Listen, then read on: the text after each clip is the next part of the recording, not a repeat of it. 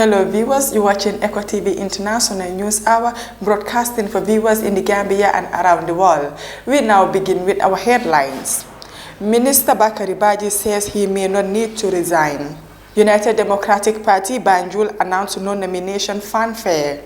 Government clarifies Barrow's audit comments. To sports, Jamisa School are inter-school champions. Gambia set for maiden CAF Schools Championship finals. Those were the headlines.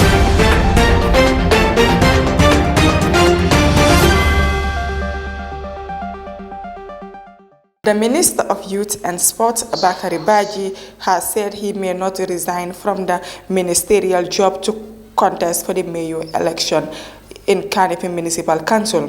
Mr. Baji was selected by the governing National People's Party as its candidate for Carnegie Municipality. But since then, Gambians have been keen to know whether he will have to resign or to take a leave of absence for him to contest the elections. Speaking to sources during nomination of the National People's Party councillors Monday, Minister Baji said he will do what the law demands in his circumstance. The requirement is that he needs to be on administrative leave to contest, so there is nothing like resignation, but like he said, is what the law says that he will do, he stressed. Under the 1997 Constitution, any person who holds a public office wishes to contest on another election for a political office shall, prior to and nominate as a candidate, obtain 1 year's leave for absence without pay, which leave shall be unnecessary, he refused.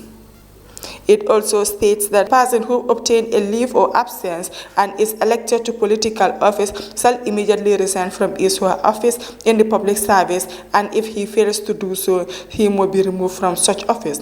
However, the 1997 Constitution also states that an office in the public service does not include the office of the President, Vice President, Speaker or Deputy Speaker, ministers or members of the National Assembly. The election for mayors is stated for 20th May. In a rare gesture, politicians from the opposition United Democratic Party in Banjul, led by Mayor Rohimalik Law, said they will not put on any fanfare at their nominations tomorrow in respect of the ongoing Christian Lent and the Muslim Ramadan, expected to start tomorrow. The United Democratic Party is scheduled to file nominations for councillors across the country tomorrow, and with his biggest rival, National People's Party, putting on a noisy atmosphere on Monday. Many expect United Democratic Party to attempt to outdo than in a show of strength tomorrow. However, strength from the party's Banjul Bureau said in a rather scheduled mood. United Democratic Party Banjul branch, under the stewardship of Mayor Rohimalik Law wishes to inform the general public that nomination of their councillors will be organized in a low-key event in absence of Lent and Ramadan. Any inconvenience caused by this change of approach is highly regretted. They take this opportunity to thank everyone for the good wishes and to remind all to come out in their numbers and vote for their councillors on the day of the election, which will be on the 15th April.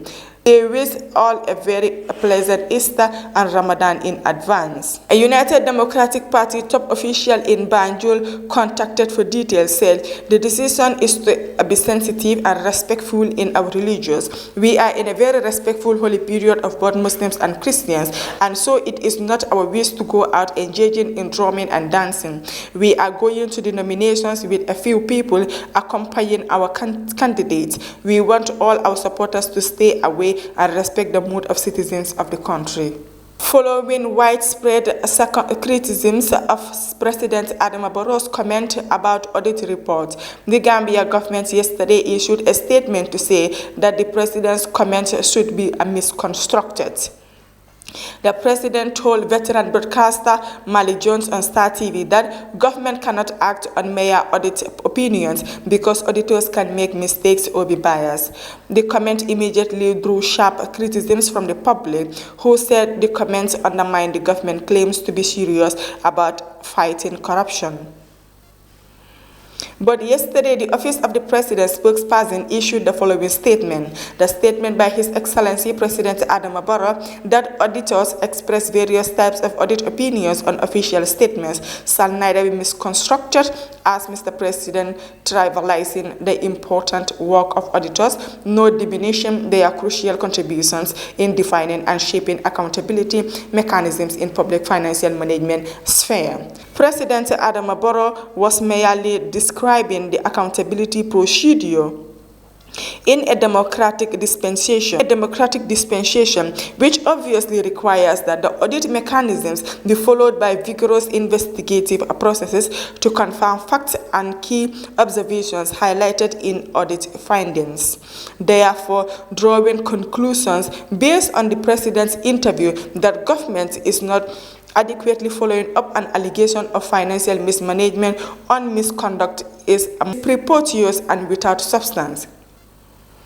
On the contrary, the President's government, through the relevant institutions, has amply demonstrated and continues to uphold the requested political will be thoroughly investigated alleged transgressions and credible causes of suspicious misappropriation or fraud or highlighted in an audit report. The commitment to further stretching accountability and oversight institutions is evident to government's efforts to work with the legislature in passing an anti-corruption bill, a revised public financial bill, a statement on organizations, a statement on enterprise, bill on a national audit amendments bill.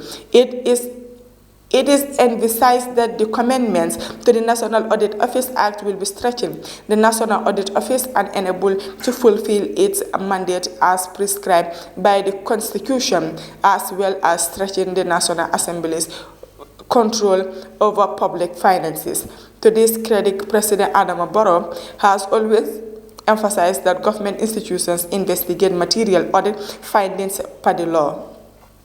Mr. Barrow has made it categorically clear that where accounting officials in charge of ministries, departments, agencies, or public corporations are found wanting by an audit report, they will be held accountable for their actions, including full prosecution of any occurrence of fraud, embezzlement of malfeasance, also persons holding political or public office who convened or collide in the abuse, misuse, or mispropagation of public funds contrary to the law and existing regulations will be held accountable. Moving to sports. Birkama Jamisa Senior Secondary School are crowned champions of the 2023 National Inter-Schools Athletics Competition Championship. They scored a total of 201 points, beating a large field of 28 schools. Latikunda Sabiji came second with 194 points, while Burfoot Base Can 8 came third, 181 points. Meanwhile, the organizers, Gambia Secondary School Sports Association, has issued a statement yesterday to clarify and defray confusion arising from an error it made with the initial announcement of the results. The severe error was that the results of the 100-meter under 18 boys and girls were not captured in the records and therefore left out during the tabulation of the final results. The GSSA and chairman of competition were alerted to the error and a review of the entire results, following which candidates that Jamisa Senior Secondary School is the champions. As a result, the champion of competition, in consulting with the executive of GSSA, hereby extend a profound apologies to Jamisa Senior Secondary School for the initial error and now officially declare that they are the deserved champions of the 2023 Inter-School Athletics Championship, the statement said. In the upper basic school category, New Covenant took first with 209 points, while Jambanjeli and SL are tied in second place at 185 points. The finals of the first ever African Schools Football Championship will take place in Durban, South Africa from 5th to 8th April. The Gambia, as champions of WAFU Zone A in the girls category, will take that alongside champions of other zones in Africa. The Gambia's representative is Burfoot-based Can 8 International School girls team, which won the West African Zone A football championship to qualify for the continental showpiece. Durban, South Africa will host this inaugural school anticipated African Schools Football Championship continental final phase at King Zolwyn Stadium from the 5th to the 8th of April 2023. In this maiden edition, a historic and a first of its kind, over 44,000 boys and girls in 41 African countries under the age of 15 participated, not only to compete on the field, but to be empowered through a number of programs aimed at capacity building. The final phase in Durban next month is a culmination of a journey that started with schools, competitions at national level and then zonal level. The continental phase competition will see more of the greatest talents at the zones winning schools compete for the utilized prize in what is expected to be a weekend festival in the KwaZulu-Natal Durban. The final will be played on Saturday, 8 April 2023. CAF General Secretary Veron Mosingo Oba commented, "We are excited to reach this state that to see what started as a vision being implemented and beneficiary the young people in Africa. It is history in the making. The CAF African Schools Football Championship is very important to CAF. It is important to Africa and it is very important to CAF President Dr. Patrick Mostui. For the first time, CAF is not just thinking about developing the youth, but they are invested in a tangible way to further the future of Africa. They are giving hope, they are giving a platform."